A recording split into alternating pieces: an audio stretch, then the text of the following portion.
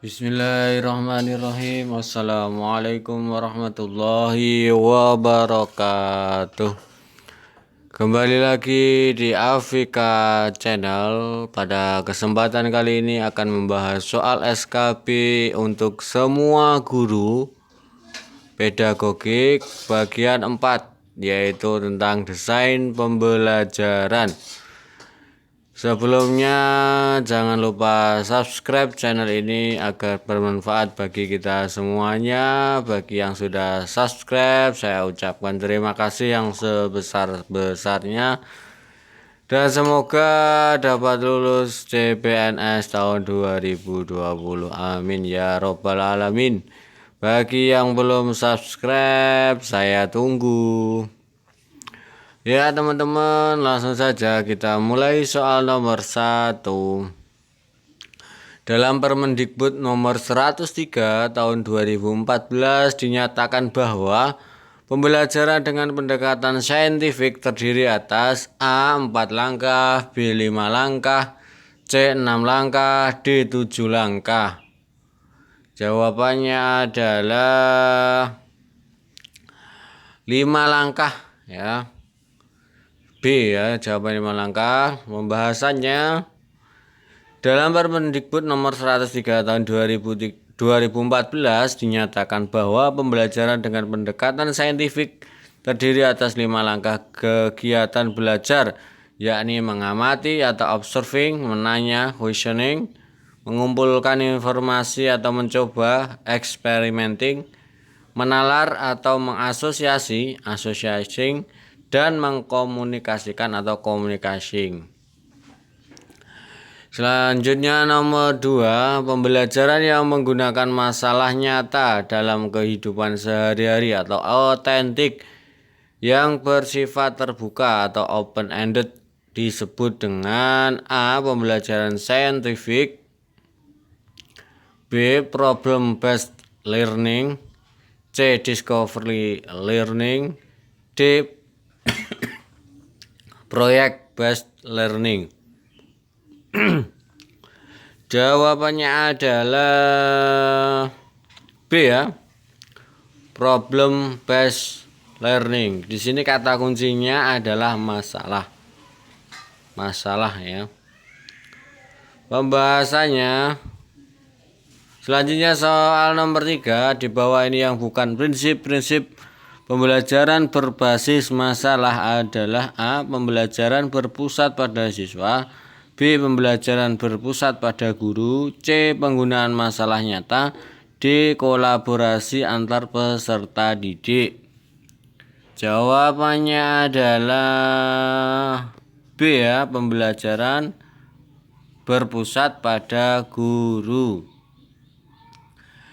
Pembahasannya prinsip-prinsip pembelajaran berbasis masalah adalah sebagai berikut. A. Penggunaan masalah nyata atau autentik, B. Berpusat pada peserta didik atau student centered, C. Guru berperan sebagai fasilitator, D. Kolaborasi antar peserta didik, C. Sesuai dengan paham konstruktivisme yang menekankan peserta didik untuk secara aktif memperoleh pengetahuannya sendiri. Jadi jawabannya B ya, kecuali pembelajaran berpusat pada guru, karena pembelajaran berbasis masalah ini berpusat pada peserta didik. Jadi guru sebagai fasilitator ya. Selanjutnya soal nomor 4. Kegiatan pembelajaran yang menggunakan proyek atau kegiatan sebagai proses pembelajaran disebut dengan A. Pembelajaran saintifik, B. Problem based learning, C. Discovery learning, D. Project based learning. Jawabannya adalah D ya. Di sini jelas kata kuncinya yaitu proyek ya atau kegiatan. Jadi jawabannya D. Project based learning. Nah, adapun sekilas tentang project based learning ini mempunyai beberapa tujuan. yaitu pertama memperoleh pengetahuan dan keterampilan baru dalam pembelajaran. Yang kedua, meningkatkan kemampuan peserta didik dalam pemecahan masalah proyek. Kemudian nomor 3, membuat peserta didik lebih aktif dalam memecahkan masalah proyek yang kompleks dengan hasil produk nyata berupa barang atau jasa. Kemudian yang keempat, mengembangkan dan meningkatkan keterampilan peserta didik dalam mengelola sumber atau bahan atau alat untuk menyelesaikan tugas atau proyek. Yang kelima, meningkatkan kolaborasi peserta didik khususnya pada PBB yang bersifat kelompok. Tadi proyek based learning ini bisa individu maupun kelompok. Selanjutnya soal nomor 5 di bawah ini yang bukan prinsip pembelajaran proyek based learning adalah A. Pembelajaran berpusat pada peserta didik, B. Penyelidikan atau eksperimen dilakukan secara otentik, C. Tugas proyek berdasarkan banyak tema, D. Tema yang dipelajari berasal dari suatu kompetensi dasar atau gabungan KADI. Yang bukan ya, jawabannya adalah C ya. Tugas proyek berdasarkan banyak tema. Nah, jadi ada beberapa prinsip pembelajaran berbasis proyek, diantaranya sebagai berikut. Pertama, pembelajaran berpusat pada peserta didik yang melibatkan tugas proyek yang ada kehidupan nyata untuk memperkaya pembelajaran. Yang kedua, tugas proyek menekankan pada kegiatan penelitian berdasarkan suatu tema atau topik yang telah ditentukan dalam pembelajaran. Yang ketiga, tema atau topik yang dibelajarkan dapat dikembangkan dari suatu KD tertentu atau gabungan beberapa KD. Keempat, penyelidikan atau eksperimen dilakukan secara otentik dan menghasilkan produk nyata. Kelima, pembelajaran dirancang dalam pertemuan tatap muka dan tugas mandiri dalam fasilitasi dan monitoring oleh guru. Pertemuan tatap muka dapat dilakukan di awal. Jadi yang bukan merupakan prinsip pembelajaran proyek based learning ini adalah C ya, tugas proyek berdasarkan banyak tema. Jadi untuk tema dalam proyek based learning ini cukup satu tema ya. Satu tema tapi KD-nya bisa gabungan ya, bisa satu KD atau gabungan KD, tapi temanya tetap satu. Selanjutnya soal nomor 6, proses pembelajaran berbasis proyek dilaksanakan dengan cara A. 3 langkah, B. 4 langkah, C. 5 langkah, D. 6 langkah. Jawabannya adalah D ya, 6 langkah. Adapun 6 langkah tersebut, langkah pertama penentuan proyek, yaitu guru bersama dengan peserta didik menentukan tema. Kemudian langkah kedua, perancangan langkah lengkap penyelesaian proyek.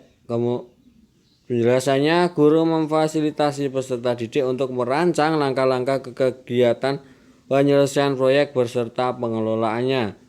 Kemudian langkah ketiga, penyusunan jadwal pelaksanaan proyek. Guru memberikan pendampingan kepada peserta didik melakukan penjadwalan semua kegiatan yang telah dirancangnya.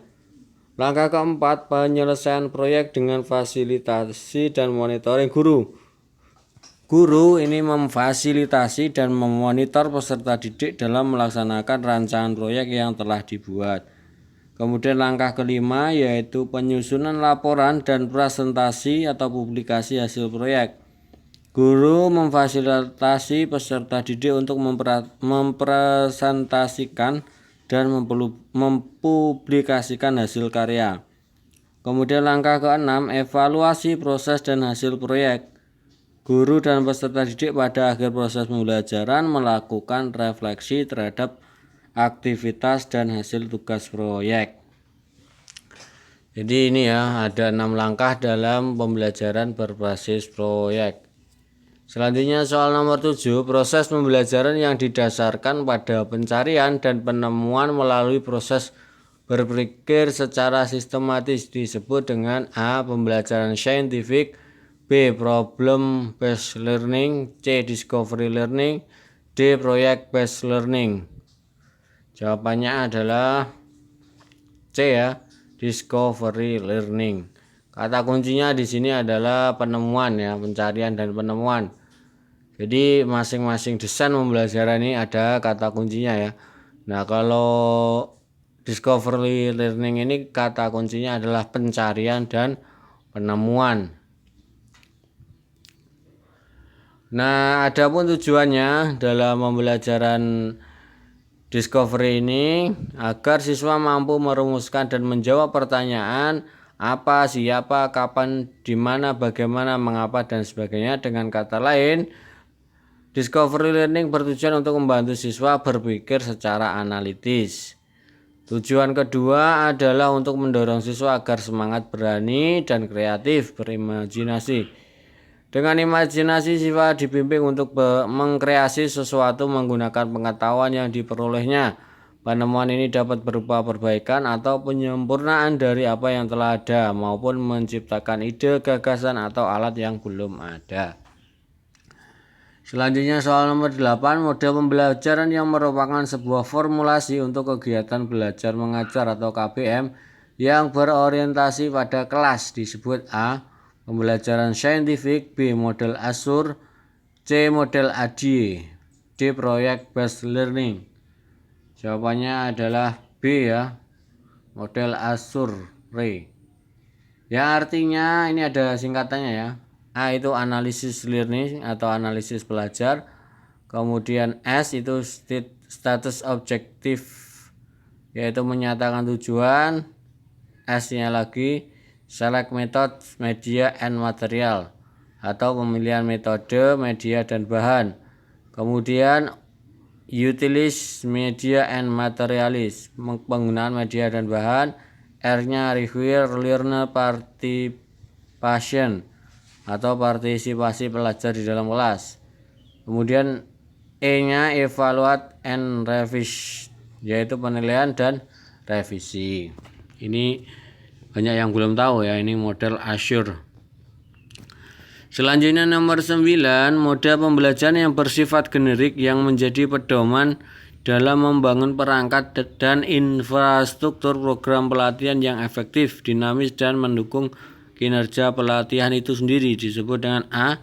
Pembelajaran saintifik, B. Model Azure, C. Model ADIE, D. Project based learning. Jawabannya adalah C ya, model ADIE. Yang mana ini juga melalui beberapa tahapan, yaitu A. Analisis, B. Design, C. Development. Kemudian yang keempat implementation, 5 evaluation atau evaluasi. Selanjutnya soal nomor 10, proses mendefinisikan apa yang akan dipelajari oleh peserta belajar disebut A. Implementasi, B. Pengembangan, C. Desain, D. Analisis.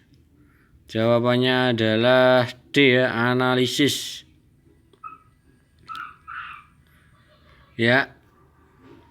Tahap analisis merupakan suatu proses mendefinisikan apa yang akan dipelajari oleh peserta belajar, yaitu melakukan needs assessment atau analisis kebutuhan, mengidentifikasi masalah, dan melakukan analisis tugas. Ini ya teman-teman, 10 soal terkait desain pembelajaran. Semoga nanti ada yang keluar dalam tes SKB sehingga kita semua bisa menjawabnya dengan benar. Amin amin ya robbal alamin. Dan akhirnya saya mohon maaf apabila ada salah kata. Semoga bermanfaat bagi kita semua. Dan jangan lupa subscribe channel ini. Semoga bermanfaat bagi kita semua. Assalamualaikum warahmatullahi wabarakatuh.